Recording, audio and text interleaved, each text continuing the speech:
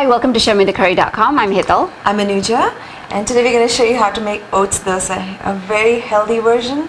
And this recipe was given to us by Meena Venkateswaran, that's an aunt of mine, and thank you so much for that recipe. So it's a pretty simple recipe. What we're going to do first is we have some long grain rice, and it's 1 cup of long grain rice with 1 teaspoon of fenugreek seeds or methi seeds. And we have to soak this at least 8 hours, or overnight is the best. And we've gone ahead and soaked this last night. So here's what it looks like. The methi or fenugreek seeds have puffed up nicely and the rice is completely soaked. So we can go ahead and drain out the water and use this now. So this needs a little pre-planning. So once the rice is done, when you're ready to get the grinding going, just an hour before that you have to get the oats and the dal ready. So this is urad dal. We've got 1 cup of that. We've again washed it really well and we've soaked it in water, and it's again puffed really nicely. And the oats, we have, of course, don't need any washing. These are instant oats, and we have soaked it in 2.5 cups of water. Of course, this does not show a lot because it just soaks in all the water, and it looks solid at this point. Right. And now it's been an hour that these two have been soaking, and this is overnight, and we're ready to grind. Right.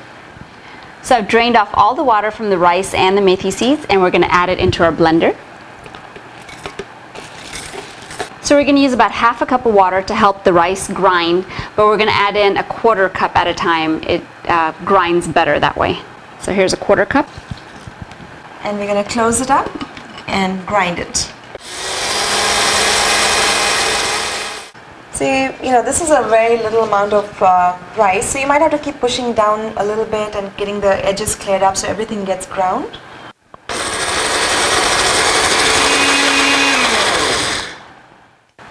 And we'll add another 1/4 cup of water.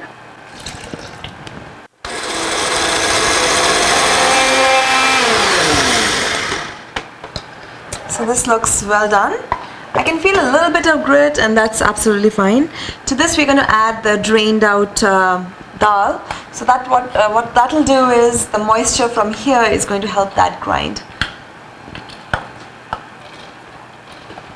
And we're going to close it up and start grinding. I think it needs to be pushed down a little bit more. Now, if you feel that your blender is not working with the with the batter really well and you really need water, it's absolutely okay to add a little bit more. I think we'll add 1/4 cup more. Thank you.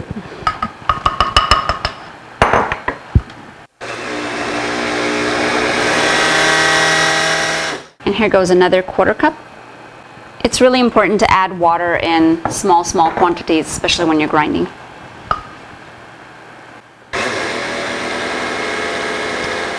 So we used a total of 1.5 cups of water finally to grind the rice and the dal, and we'll empty it out into a bowl.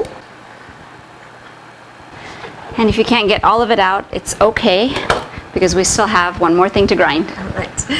So we're going to grind the oats now. And for the oats, we will not hopefully need any water. This should be plenty. They are very soft, so should be a breeze. This looks done. There, of course, oats will never get fine to a fine paste, so there's a little bit of grit, and that's absolutely fine as long as it's soft. And we're going to transfer this into the bowl.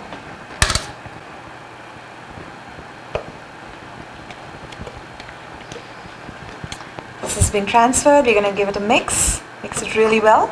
So traditionally you're supposed to actually mix with your hand. The warmth from the hands is supposed to help the fermentation and get it going. We'll do it after we turn off the cameras. Have a dosa batter party over here. But anyway, now once it's all mixed, we're going to cover it and keep it in a warm place. You want it a little warm, so whether you live in a place which is warm by nature, or you stay in a place that's not warm enough, and what you can do is you can turn on your oven just to the minimum. Once it reaches that temperature, turn it off, and then put this in there so that it just helps, warm up. And very important is not to let it ferment for more than 8 hours. It's a lesson we learned the hard way. I think something in the oats doesn't allow it to ferment for too long, and it actually spoils, so you don't want to do that. I think maybe 8 to 10 hours is the max. Yeah. And then once that 8 to 10 hours is over, take it out and put it in your refrigerator till you're ready to use it. Right. And we have one ready to go here to show you.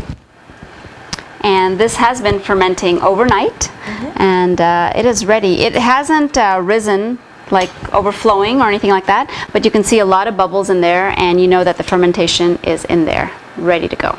Right. So we're ready to make dosas. So you'll notice that we had kept our batter in a nice tall container, and the reason for this is sometimes depending on the climate you're in, you know, what location you're in, your batter will ferment and it will grow in size. Right. So you want to make sure it's tall enough to be able to capture the growth in the batter. Otherwise you're going to have a big mess wherever you happen to be keeping this. So a nice tall pot is perfect, or a nice tall bowl is perfect. So before we start making our dosas, we're going to add a little bit of salt to the batter, and this is to taste. I'm going to add a teaspoon at a time and just taste it. And over here I have my tawa skillet ready. In fact, it's nice and hot. It's maybe a little too hot, so let me cool it down a little bit. And I'm also going to season it with just a little bit of oil and wipe up the oil.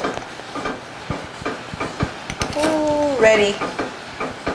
So I added about 2 teaspoons of salt, but again, salt is a personal preference, so go ahead and taste the batter and add as much as you need. And over here, the tawa was getting super hot, so I just took a little handful of water and just sprinkled it, and it just kind of cooled it down to where I want it.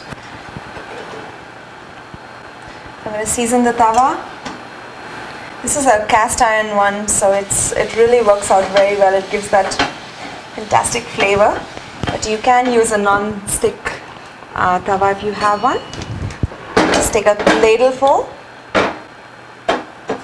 drop it in the center, and just gently spread it in a circular motion.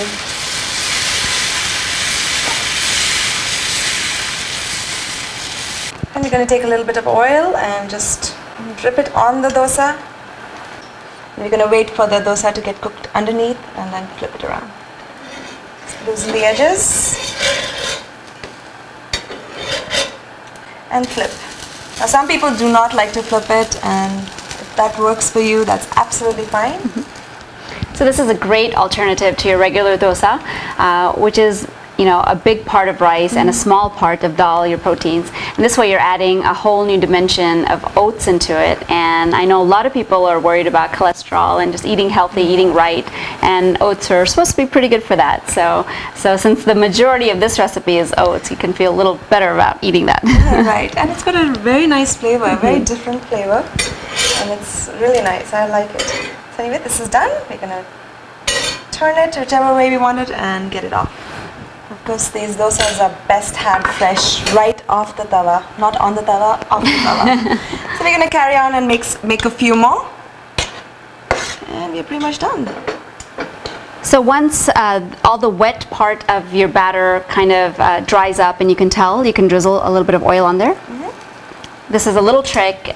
People always say that you should never drizzle oil on the edges of the dosa because it makes it curl up, and then the edges don't get evenly brown like the rest of the dosa. You want it nice and flat. You don't want it like waves on the dosa. So our oats dosa are ready. Look at them. Lovely. Absolutely unhealthy. Yeah. So thank you, Meena Mami, for this awesome recipe. I really like it. We got to try it out. Only then we can say it was awesome, actually. So that's the best way to do it, right? And they go well with either coconut chutney, or we have some chutney powder here. Mulga puri. Sorry. Yes, no problem. And with some oil. You can buy it at any Indian grocery store. Amazing. I would have never guessed it's oats.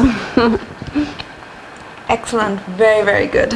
So enjoy your oats dosa and join us again on another episode of ShowMeTheCurry.com. Adding a pinch of spice to your life.